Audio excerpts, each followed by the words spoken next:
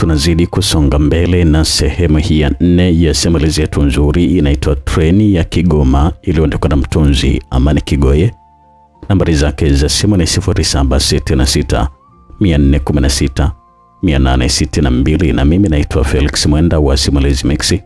Nambari zetu ni 0677 062 012. Kama unakumbuka vizuri, sehemu iliyopita, sehemu ya 3 tulipoishia, ilikuwa ni pale ambapo wale wanajeshi walibaki kutazama na tuna mmoja akataka kufungua mlango, lakini kwa bahati mbaya akaonekana mtoto wa Joda ambaye ni Doto akiwa anafuata mpira wake uliokwenda kukwama kwenye maungio ya mabewa yale mawili.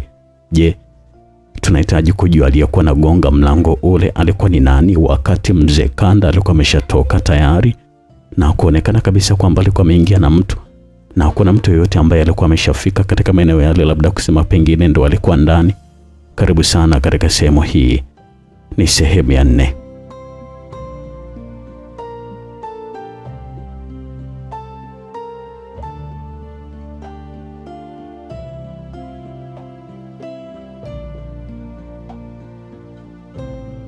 Wale wanajeshi sasa walipoona hivyo wakatulia tu na kutazama kwa chini, na kisha wakamwona mtoto alikuwa anainama na kuchukua mpira wake mdogo.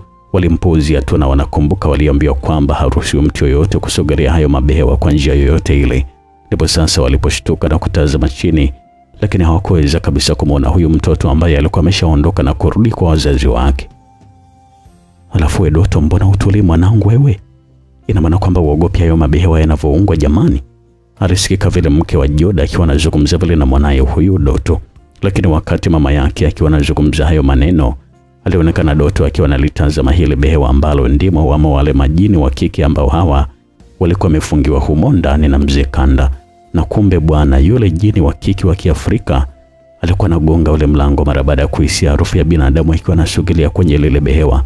Na ni kwa nini alihisi harufu ya huyu bwana mdogo na si hisi ya wale wanajeshi ambao wako karibu yake kabisa? Hiyo yote ni kwa sababu hawa wanajeshi wote waliokuwa wamechaguliwa kulinda huu msafara walikuwa wamepakwa dawa maalum na mzee Kanda kama kinga kwao dhidi ya wale majini. Lakini wao hawakuambiwa kabisa kama ni kinga ya majini, bali walipakwa kama dawa tu ambayo ndio iliyokuwa inakimhitaji mwanajeshi anayesindikiza hayo mabehewa kupakwa. Doto alibaki akiwa anatazama tu kwenye usawa wa dirisha moja, na huko kama mtoto alikuwa anaonekana kubadilika na kuanza kuhema haraka kwa hasira, na macho yake yalikuwa yanazidi kujawa na machozi. Na kumbe hata huko kwenye mabehewa unaambiwa kwamba yule jini wa Kiafrika naye pia alikuwa ametulia tu kwenye usawa ule aliyokuwa anatizama Doto, na yeye alikuwa ametega tu masikio yake kusikiliza kwa makini kilichokuwa kinawazwa kwenye kichwa cha huyu dogo. Walikuwa na uwezo mkubwa sana wa kuhisi kitu hao majini, lakini kwa upande wa kuona walikuwa na uwezo hafifu mpaka kuwepo kuna mwanga wa kutosha ndipo waweze kuona kwa urahisi, na hicho ndicho kilichokuwa kinasaidia. Lakini kwenye masuala ya kuishi walikuwa wanahisia kali kweli za kutambua sehemu fulani kulikuwa na mtu ambaye ni tofauti na wao, na wakamfuata kwenda kumshambulia. Doto mwanangu, kwani kuna kitu gani? Mke wa Joda ama mtaani alikuwa anafahamika kama mama wawili alimuuliza vile mtoto wake Doto. Lakini Doto alionekana kutikisa kichwa kuashiria kwamba alikuwa anakataa kwamba kuna kitu, lakini macho yake bado yalikuwa kwenye ile dirisha la behewa la majini tu. Mama yake aliinua macho yake kutazama sehemu ambayo alikuwa anaitazama mwanae, lakini hakuweza kabisa kuona chochote. Ndipo sasa alipomnyanyua mwanae na kwenda kukaa naye pale ambapo alikuwa amekaa mume wake. Vipi tena, alienda wapi? Joda alimuuliza vile mke wake Diana. Hata najua basi jamani, nimemkuta nyuma ya hiyo injini tu na mpira wake basi. Sasa mbona kama hayo kwa sawa? Hata sio amekomba na kitu gani? Eti mama, kuna kitu gani? Ilimbidi sasa Joda muulize mtoto wake ambaye huyu alikuwa ni wa kike. Mimi sitaki kwenda huko, Doto alijibu vile, na ukweli kwa kama anataka kulia hivi. Kwa nini unasema kwamba hutaki kwenda huko mwanangu? Wewe hutaki kwenda kumwona bibi? Mimi sitaki. Hebu njoo kwanza mamangu, alizungumza vile Joda, na ukweli alikuwa anampokea Doto kutoka kwa mama yake. Mbona dadako Kurai anataka kwenda, utabaki peke yako jombani? Mtabaki na baba mdogo Dula. Hata mimi sitaki kwenda. Kulwa naye pia alidakia mara baada ya kumtazama Doto kwa muda. Wazazi wao sasa walibaki walikuwa natazama na tuona kuhisi kulikuwa na kitu kibaya Doto alikuwa amekiona, na kiukweli ni kweli kabisa alikuwa amekiona kitu, na tena kilikuwa na kitu cha hatari haswa, lakini ilikuwa ni ngumu sana kudhibitika kwa wazazi wake na kisha wakamuelewa. huku bwana Kanda, yeye mzee wa kuleta matatizo, alikuwa ndio kwanza anamaliza kukagua lile bewa la pili.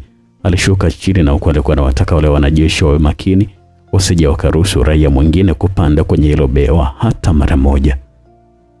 Tukija kumtazama sasa bwana Bundala, sasa yeye alikuwa na heka za kutafuta tiketi hata za kusimama tu. Na kwa bahati nzuri alifanikiwa kumwona jamaa ambaye alikuwa anaahirisha safari yake. Yeye alikuwa anatafuta mtu ambaye alikuwa ana tiketi kusudi amuuzie yeye abaki. Nipatie hata nusu ya nauli nzima ili mradi tunaweza kupata chochote ndugu yangu. Yule msafiri aliyekuwa anauza tiketi yake alizungumza vile na huko alikuwa anampatia tiketi bwana Bundala. Hilo halina shaka kabisa kaka. Bundala alizungumza vile na huko alikuwa anatoa wallet yake kusudi atoe pesa kumpatia huyu jamaa. Lakini hata kabla hajamaliza lile zoezi akajikuta akiwa na porwa tonge mdomoni na jamaa mwingine ambaye huyu alikuwa amekuja na pesa mkononi, na tena yeye alinunua kwa bei ile ile ya jamaa aliyokatia tiketi na kumongezea 10,000 juu ya usafiri wa kurudia nyumbani kwake kabisa. Pale sasa huyu muuzaji akampokonya Bundala tiketi yake na kumpatia huyu jamaa mwingine aliyekuja na pesa mkononi taslimu, na kisha alivuta mkonja wake na kuondoka zake akimwacha baada Bundala alikuwa na sonya tu na pesa yake mkononi. Pumbavu kabisa. Alibaki tu akiwa anajisemea bwana Bundala, na huko alikuwa anarudisha pesa yake mfukoni na kisha akawa anaelekea mbele kabisa ya treni. Alionekana akiwa anaenda kwenye injini na kisha akawa anashanga tu. Lakini mara baada ya muda kidogo alionekana jamaa mmoja akiwa anamshtua kwa kumwomba mpishe. Bundala alishtuka na kisha akawa anatazama tu nyuma na kukutana na jamaa ambaye alikuwa anapanga baadhi ya mizigo pembeni ya injini, na huko alikuwa anatokwa na jasho vibaya mno. Kaka samahani, Bundala alizungumza vile. Bila samani kabisa ndugu yangu. Nilikuwa nahitaji kuonana na dereva. Una shida naye? Ndio kaka, nilikuwa na shida naye. Panda hapa kwenye hizo ngazi hapo, tamkuta amekaa kwenye injini hapo. Jamaa alipomaliza kuelekeza hivyo akaondoka zake na kuendea mizigo mingine. Bundala kwanza alitazama ile injini kisha akatazama ile ngazi na mwisho alikata shauri ya kuidandia, na kwa alikuwa anajisemea tu kimoyo kwamba jambo ambalo alikuwa analihitaji basi akalifanikishe. Huko mgongoni alikuwa na begi lake lililokuwa na baadhi ya nguo sambamba na laptop kia. Huko mgongoni alikuwa na begi lake ambalo lilikuwa na baadhi ya nguo sambamba na laptop yake na mambo mengine ambayo haya aliona yatamfaa kwenye ile safari yake. Alikwenda moja kwa moja mpaka kwenye injini na kisha kukutana na dereva ambaye alikuwa yuko busy tu anajaribu kupanga mambo yake. Habari za kazi mheshimiwa. Bundala alisalimia vile na kumfanya huyu dereva sasa stuke na kumtazama. Nzuri, vipi nikusaidie kitu gani ndugu? Alizungumza vile dereva na huko alikuwa anamshangaa tu bwana Bundala. Samahani sana kwa usumbufu. Nilikuwa na shida na usafiri. Usafiri ndio huu sasa, sijui ulikuwa na shida na gani bwana mdogo? Nilikuwa na maana kwamba nimekosa tiketi na nilikuwa nahitaji kusafiri leo ili kusudi niwahi msiba wa mzee wangu huko Kigoma. Kwamba ulikuwa unahitaji kusafiri kwa kukaa kwenye injini ama? Ndio mkuu, ni hivyo. Mbona umeshachelewa ndugu yangu? Unamwona huyu jamaa hapa aliyeweka hiyo mizigo hapo? Alizungumza vile dereva na alikuwa anamnyoshia yule jamaa ambaye alikuwa anapanga mizigo pembeni ya injini. Sasa huyo ndio aliyewahi na anayo familia yake, kwa hivyo sina tena nafasi nyingine ndugu yangu. Bundala sasa akajikuta akiwa na kata tamaa kabisa. Yana usafiri wa msimu huu unasumbua kweli. Na kwa mujibu wa wakati ya tiketi treni ya leo imejaa kupita kiasi, sidhani kama utapata hata nafasi ya kusimama yani. Hilo ndio tatizo kaka. Bundala alizungumza vile na alikuwa anaendelea tu kuhuzunika mwenyewe. Sasa labda kwa kukusaidia kijana, nenda nyuma kabisa ya treni kule, utakutana na gari, nenda kazungumze na polisi, wanaweza wakakusaidia. Sawa kaka, nashukuru sana. Haya usijali na pole sana. Nimeshapoa kaka na asante sana pia. Bundala alijibu vile na alikuwa anatoka kwenye ile injini. Alishuka kwenye ile injini na alikuwa anamtazama tu huyu jamaa ambaye alikuwa ameshamaliza kupanga mizigo yake, na sasa alikuwa anawapandisha watoto zake sambamba na mke wake. Bundala alimtazama huyu jamaa kwa hasira kweli na kutamani hata afe ili nafasi yake ichukuliwe na yeye. Wewe mtu mpaka kaamua kudanganya kwamba kafiwa ili mradi apate usafiri, lakini bado anakosa. Alafu kuna mtu mwingine amejipatia kirahisi tu kama hivi. Hakuwa na jinsi bwana Bundala. Cha zaidi alianza kuongoza njia kwenda alikokuwa ameelekezwa na yule dereva wa ile treni. Wakati sasa anaelekea huko nyuma ya treni, huko treni yenyewe ilikuwa ndio kwanza inamalizia kuunga yale mabewa mawili na ilikuwa inawekwa sawa sasa ili watu waweze kuingia. Yaani mfano alikuwa anapita kwenye behewa na kisha anaandika A Tabora, B Tabora Kigoma, C Mwanza, D Kigoma, E Dodoma. Hiyo inakuwa kama alama ambayo ndiyo kwenye tiketi iliyokuwa imeandikwa. Kwa hivyo kama kwenye tiketi yako umeandikiwa D Kigoma siti 65, basi wewe ndio utapanda behewa D na utakwenda kukaa kiti nambari 65. Huo ndio usafiri wa treni bwana. Kama wewe ni mtoto wa kishua, basi usafiri huu utakuwa unaosikia tu kwa watu wengine. Usafiri huu bwana una raha yake na una kero zake pia. Lakini kuna kuenjoy sana pindi mnapokuwa safarini. Maana wanajikuta mtu anajenga urafiki na undugu na watu pia, maana kukaa kwenye usafiri huu kwa siku 5 sio mchezo. Mchana na usiku mnakuwa mnatazamana tu, mnalala pamoja, mnaamka pamoja. Basi mnajikuta mnazoeana tu na kuwa marafiki kilazima bila hata kulazimishwa. Sasa mara baada ya jamaa ambaye alikuwa anachora kwa kuweka alama kumaliza, ndipo watu waliporuhusiwa sasa kuingia ndani ya treni. Sasa ikawa ni mshike kweli kweli, na huko Bundala alikuwa anazidi kwenda mwisho wa treni, na kwa vile ilikuwa ni ndefu kweli kweli ilimpatia shida kufika haraka kule mwishoni, lakini alifanikiwa kufika, na huko watu walikuwa wanazidi kupanda na kwenda kushua siti zao. Na ndipo sasa bwana Bundala anakutana na askari polisi mmoja ambaye huyu alikuwa na nyota mabegani mwake. Nikusaidia nini kijana? Samahani kamanda, nilikuwa na shida ndugu yangu. Shida gani sasa, mbona unashindwa kujieleza na wewe ni mtoto wa kiume? Go straight, sema shida yako ni nini? Kidogo sasa huyo askari alizungumza kwa ukali na uso alikuwa ameukunja kama kumtisha hivi bwana Bundala. Nimekosa tiketi kamanda, na nilikuwa nahitaji sana kuwahi mazishi ya baba yangu Kigoma leo. Kwa hivyo mimi nikusaidia nini? Nilikuwa nahitaji hata nafasi huko kwenye behewa lenu ili mradi nipate kufika tu. Jamaa hakumjibu chochote. Zaidi alifungua tu ile mlango na ile behewa ambalo wenyewe wamezoea kuliita gani, na alipolifungua sasa alionekana Bundala akiwa anachungulia na kujikuta akiwa anashangaa kwa jinsi lilivyokuwa limejaa. Yaani hata pa kukanyaga kukuepo kabisa. Yaani jinsi mtu alivyokuwa amekaa ndivyo hivyo atakavyokuwa mpaka anapofika Kigoma. Hawapa ni wanafunzi wanahitajika kuwahi kuripoti mashuleni, hatuna jinsi ya kuwasaidia. Na kama unavyoona baadhi ya polisi wengine hapa watakwenda kukaa kwenye mabehewa mengine, na tena wengine wataenda buffet. Ile polisi alizungumza vile, na huko alikuwa anafunga mlango na kwenda mbele ya treni. Wakati ule king'ora cha treni ama honi ilianza kusikika ikiita abiria ambao hawa walikuwa wako karibu na station wapate kusogea ili kusudi safari iweze kuanza. Sasa bwana Bundala ndio akawa anazidi kuchanganyikiwa zaidi mara baada ya kusikia ile honi ya treni, na unaambiwa kwamba huwa inapigwa mara 3. Mara baada ya hapo safari inaanza. Ukibaki utajua mwenyewe huko kama utaifukuzia ama utaiacha iende, ni wewe tu. Bundala sasa akawa yuko nyuma tu akiwa anafuata huyo askari ambaye alikuwa anazidi kukata mabehewa kwenda mbele. Lakini mara baada ya muda alionekana kudandia kwenye behewa moja lililokuwa limeandikwa restaurant na kuingia humo, na kwa alikuwa anamwacha Bundala akiwa anashangaa tu bila kuwa nala kufanya. Honi ya pili ikasikika na kila moja sasa alikuwa yuko hai tu kuingia kwenye treni. Mara huyu ametoka kwenda kununua mkate, yani utasema kwamba mwanzoni hawakuepo, maana alikuwa ameshtukiza labda pengine kusafiri. Bundala alikuwa amekaa pembeni kwenye benchi, na huko alikuwa ameshakata tamaa ya kusafiri, maana hakuwa na jinsi tena zaidi ya kutulia tu na kumomba Mungu wake kama ataweza kumsaidia ama la arudi nyumbani.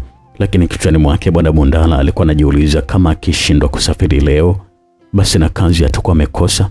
Alafu akifikiria dhiki ambayo ilikuwa na wawinda yeye pamoja na familia yake, basi akajikuta akiwa ananyanyua uso wake na kisha kuitazama ile treni ndefu kuanzia mwanzo mpaka mwisho. Na tena ukizingatia alikuwa amekaa usawa katikati wa ile treni, basi alifanikiwa kuiona kwa uzuri kabisa. Siwezi kukosa safari hivi na mimi najiona. Siwezi. Bundala alijisemea vile, na huko alikuwa anasimama sasa, lakini kabla hajasimama sawa alionekana jamaa akiwa anamparamia na kukimbilia ndani ya behewa. Alipomtazama kwa makini aligundua kwamba ndio yule jamaa ambaye alikuwa amepora tiketi pale mwanzo. Basi kichwani mwake akawa anawaza na kujisemea ndio angekuwa yeye anawahi ile behewa. Alimtazama huyu jamaa mpaka akaenda kukaa kiti cha dirishani na kuanza kuchomeka earphone zake masikioni. Na huko treni ilikuwa ndio kwanza inamalizia kupuliza honi ya 3 na ya mwisho ili kusudi iweze kuanza safari. Hapa Bundala, usikubali kabisa kushindwa kirahisi kama hivi. Usikubali, alijisemea mwenyewe bwana Bundala kwa sauti ya chini, na kuanza kuitazama treni ambavyo ilikuwa inaanza kuondoka taratibu.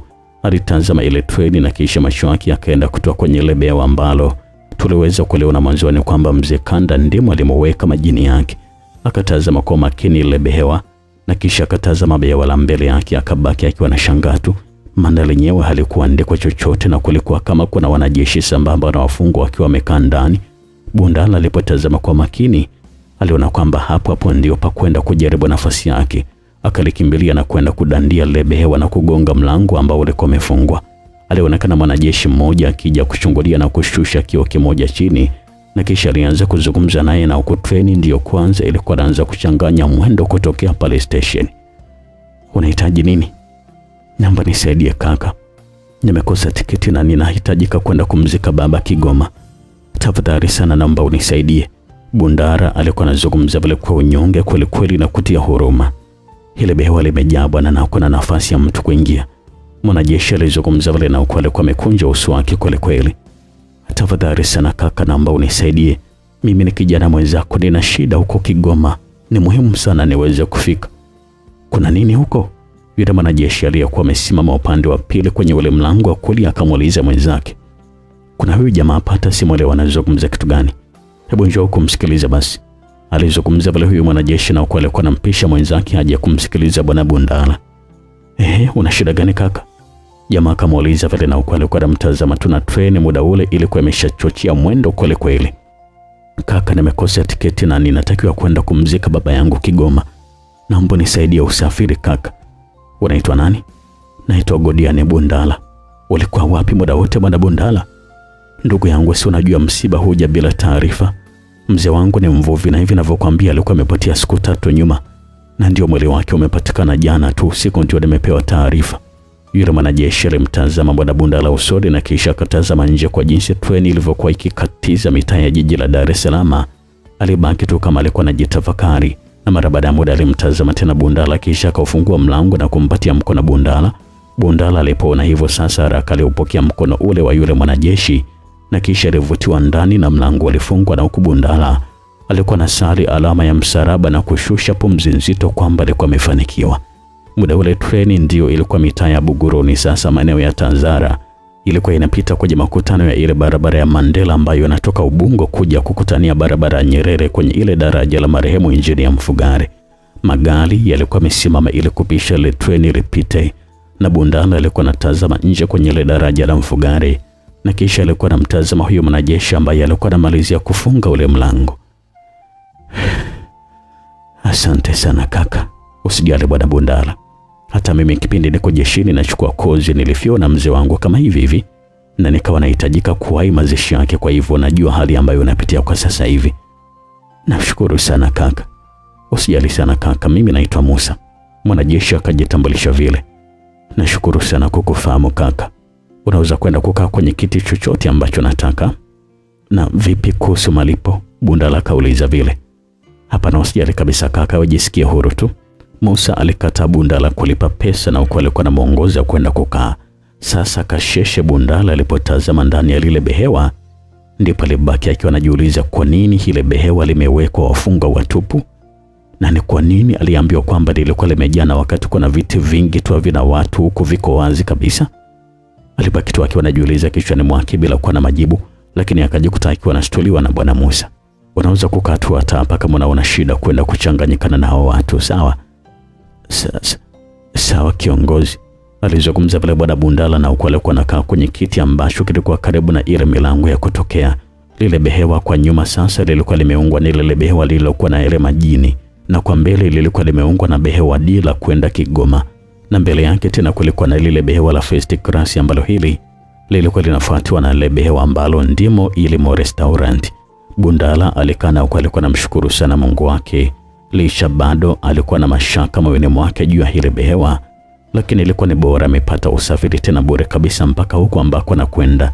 Yani ilikuwa ni furu kujiachia tu. Mungu Bwana na maajabu yake. Unaweza kuhangaika mtu kutafuta kitu kwa shida kweli, alafu nakuja kukipata kwa urahisi kabisa mpaka mwenye unabaki kujishanga. Lakini hiyo hukutokea kama ukionyesha juhudi za kuhitaji kitu hicho. Mungu huwa anampa mtu mwenye uhitaji na kumnyima mtu asiyekuwa na uhitaji. Na ndio maana watu kutoka Njombe kule kwa kina Felix Mwenda wanakuambia kwamba ni dhambi kukata tamaa. Na sio watu tu, Hata vitabu vya dini vinatuambia hilo swala la ukataji tamaa kwamba ni dhambi. Kama leo hii bwana Bundala angesema kwamba akate tamaa na kurudi zake nyumbani ingekuwaje? Aliona hakuna budi ni bora tu adandie hili behewa, japokuwa lilikuwa halijaandikwa chochote, na ndipo alipokuja kupata msaada wa kusafiri bure kabisa mpaka Kigoma. Sasa shughuli yake ya humo ndani. Karibu sana, kama una tiketi tunazidi kusonga mbele na safari yetu imeshaanza. Alionekana kijana aliyekuwa anafahamika kwa jina la Dula. Huyu yeye sio yule Dula Muha ambaye na yeye yuko kule kwenye treni akifanya safari ya kuelekea Kigoma.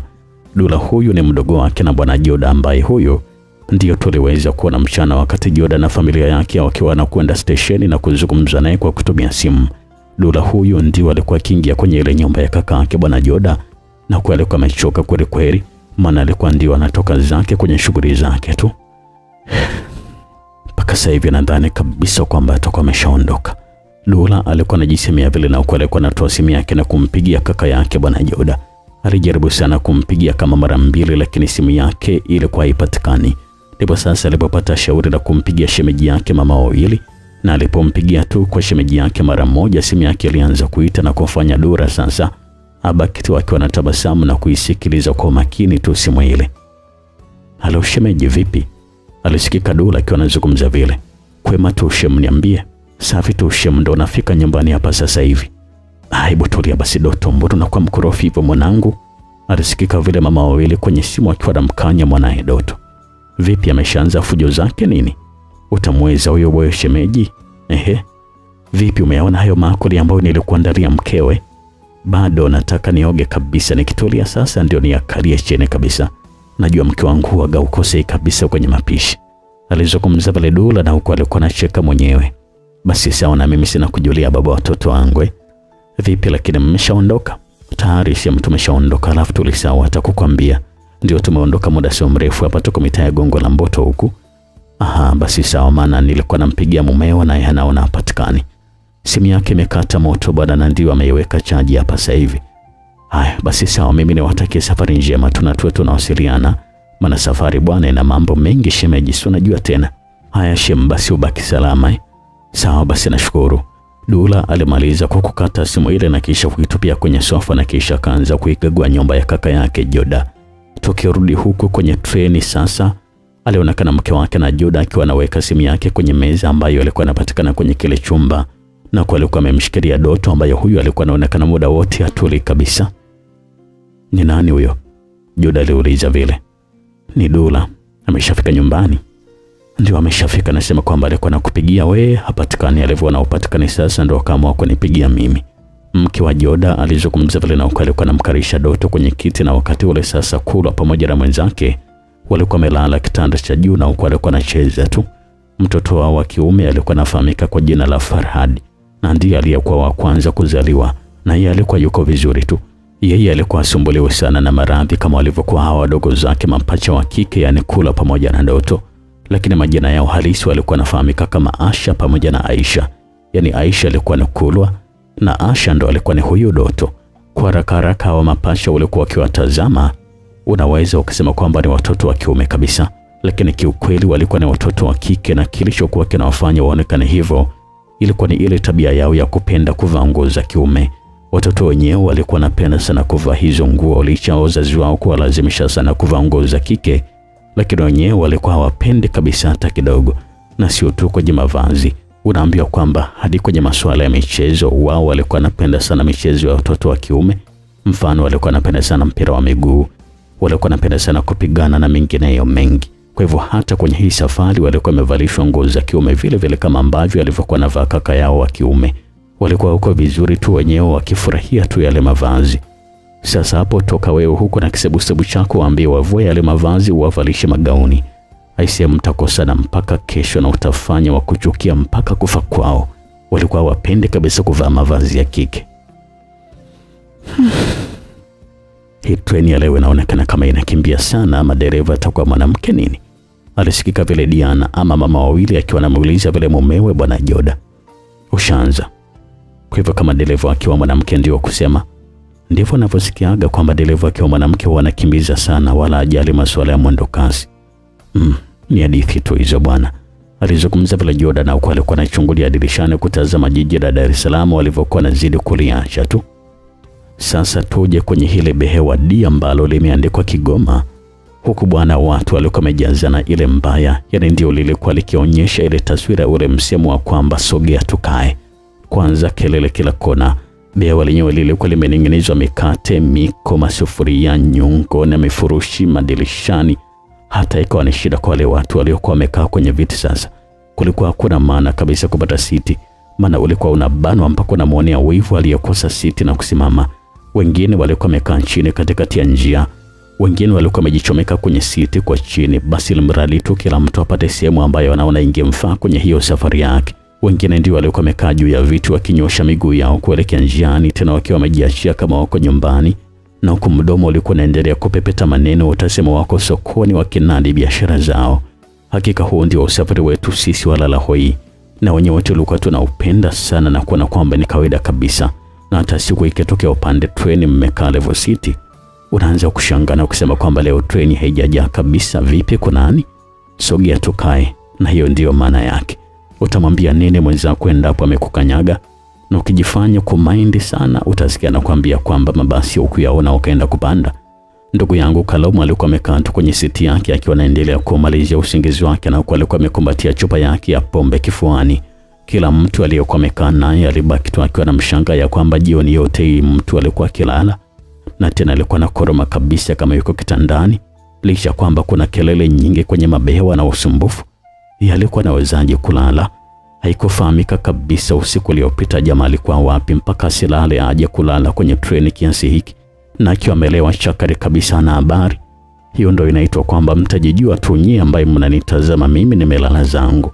Safari ilikuwa nazidi kuendelea tu, na unaambiwa kwamba watu waliendelea tu na soga, na wengine walikuwa wametulia tu wakiwa wanatafakari safari yao itakuwaje. Na wale jamaa waliokuwa wanajifanya wachungaji ama wanaohubiri kwenye safari, wale nao walikuwa wamekwisha anza kazi yao tayari. Sio tu hao, mpaka wale mashehe pia walionekana kuanza mawaidha yao ndani ya treni, na huku walikuwa wamevalia mavazi yao vizuri kabisa ya Kiislamu. Na tena watawataka maana juu ya kanzu zao walikuwa wametupia vizibao vyao vilivyokuwa vimewapendeza vizuri kabisa, na mikononi walikuwa wameshikilia tasbihi zao na vitabu vya utukufu kama kawaida. Hivi tunaweza kutumia muda gani mpaka kufika Kigoma? Alisikika yule bouncer ambaye alikuwa anaitwa Mambruko akimuuliza Dula Muha ambaye huyu alikuwa amekaa akiwa anatazama tu pembeni ya Kalomo. Kama barabara itakuwa ni nzuri sana basi ni siku 3 mpaka 4. Lakini kama kutatokea itirafu njiani basi hata siku 5 ama muda mwingine hata wiki kabisa. Tunajua tena huu msafiri hauna garanti huu. Wiki zima? Alisikika yule mwanamama mnene ambaye alikuwa anafahamika kwa jina la Mama Mwijaku. Alikuwa anauliza kwa kuwa make kweli kama ilivyo kawaida yake. Ndiyo, mpaka wiki naweza kufika. Jamani basi kazi ipo. Mama Mwijaku alizungumza vile, na alikuwa anapiga makofi na kubinua midomo yake na kumfanya Mabruku kumtazama mama huyu ambaye alikuwa amekaa pembeni yake tu. Kwani wewe unaenda kwa shughuli gani huko Kigoma? Dula Muha alimuuliza vile mama yake na Mwijaku. Mimi nakwenda tu kulangua mafuta ya mawese, na hii ndio mara yangu ya kwanza kabisa kwenda Kigoma. Okay basi hujakusia kabisa, maana huku mawese ndio yanakozalishwa kwa wingi sana Tanzania nzima hii. Dula Muha alizungumza vile, na alikuwa anatabasamu na kumtazama Mama Mwijaku ambaye huyu alikuwa ni kama ana mashaka kwenda Kigoma, kwa sababu hiyo ndio ilikuwa na mara yake ya kwanza kabisa. Safari hii bwana ilikuwa ni safari ambayo ilikuwa na mambo mengi yaliyokuwa yanaendelea chini, na mambo yenyewe wanaweza ukasema kwamba ni madogo, lakini ukweli yalikuwa ni mambo makubwa kweli kadri treni ilivyokuwa nazidi kuchanja mbuga kuliacha jiji hili la Dar es Salaam. Treni hii ilikuwa imebeba viumbe vya hatari sana ambavyo vilikuwa vipendi kabisa kuambatana na binadamu, na ikitokea walikuwa wameambatana nao basi matatizo lazima yatakuwepo tu kwa binadamu. Na mbaya zaidi hata wa binadamu na wao pia walikuwa wajui kabisa kwamba walikuwa wameambatana na viumbe hatari kwenye safari yao. Safari ilikuwa inaendelea, na kila mmoja alikuwa anajaribu kufanya jambo lake ili mradi kupunguza ule umbali aliokuwa na usafiri. Hakuna hata mmoja aliyokuwa anataka kupoteza muda wa kuzalisha furaha kwenye kila mzunguko wa tairi za lile treni, na mlio wa injini zilikuwa zinasikika tu honi kila baada ya kufika kwenye makutano ya barabara pamoja na reli, kuashiria kwamba hakuna gari itakayokuwa inaruhusiwa kukatisha wakati treni inataka kupita katika eneo hilo. Gari nyingi zilitii ile honi ya treni, na nyoo pia ikapita na huku ikitoa moshi hewani na kuruhusu mabewa yake kule nyuma yaanze kuhesabika na kupiga kelele kuashiria kwamba ilikuwa imebeba mizigo mizito ambayo hii hakuna roli hata moja ambalo lingeweza kuhimili kubeba kwa wakati mmoja. Ilikuwa ni treni ambayo ilikuwa na mabehewa mengi kweli na kusababisha ionekane ndefu kwa kila sehemu iliyokuwa inapita mbele ya macho ya watu. Baadhi ya watoto walikuwa naishangilia kila ambapo ilikuwa inapita kwenye viwanja ambavyo walikuwa kicheza. Sehemu nyingine ilikuwa nakatiza kwenye viwanja vya mpira na wachezaji walikuwa naacha kucheza mpira na kubaki kuishangaa tu treni kwa jinsi ilivyokuwa inakatiza. Treni hii bwana, siku hii ilikuwa inaonekana kama vile ilikuwa na utofauti kabisa na siku nyingine, maana kila mtu alikuwa lazima aache kufanya ambacho alikuwa anafanya na kisha anze kuishangaa tu ilivyokuwa inapita. Unaambiwa hata dereva ile treni pia alikuwa anashangaa kweli kwa nini wale watu walikuwa kishangaa sana treni ile, na wakati na mara kwa mara tu treni hii ilikuwa inapita katika reli hii kuelekea huko Kigoma na kurudi kutokea Kigoma. Sijajua kabisa ya leo itakuwa na utofauti gani. Alisikika dereva akiwa anazungumza vile na huko alikuwa anatazama tu pembeni. Kwa nini? Jamaa aliyekuwa amesimama mbele yake akamuuliza vile. Sijajua ni kwa nini, lakini naona watu wanashangaa kweli leo hii treni. Ama leo nimeondoka kwa mwendo mkali sana nini? Hapana, mbona mtambo unasoma huko ndani ya makadirio tu? Basi kuna mabewa itakuwa hayako sawa kabisa huko nyuma. Inabidi tukifika Pugu tutushuke kutazama kwa makini huko nyuma kuna kitu gani. Wasiwasi wako tu kaka, lakini ni vyema kama tukifanya kama alivyosema.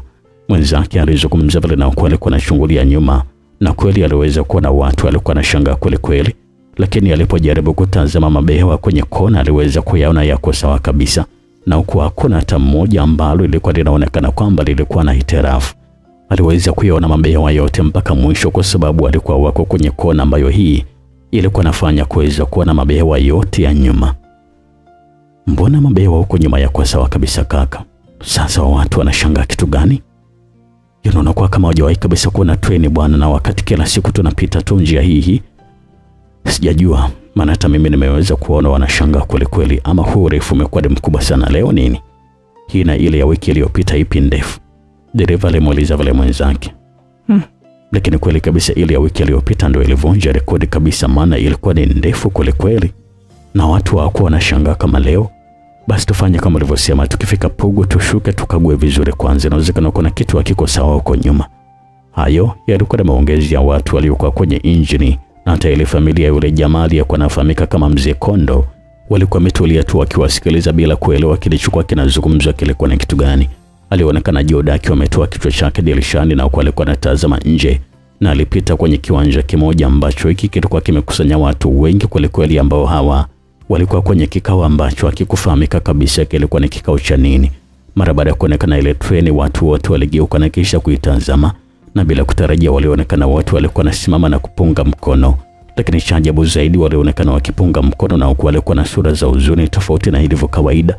Imezoeleka ya kwamba treni ama basi likipita sehemu kuna watu, basi watu wanapunga mikono na huku walikuwa na tabasamu na kufurahia. Lakini kwa watu walionekana kwa walikuwa na huzuni sana usoni. Basi hata bora angekuwa ni mmoja ama wachache wenye huzuni, lakini ni kundi zima la watu wote walikuwa wenye huzuni, na watu walikuwa nasikitika tu na huko mikono yao ilikuwa hewani ikiwapungia kwa kuaga.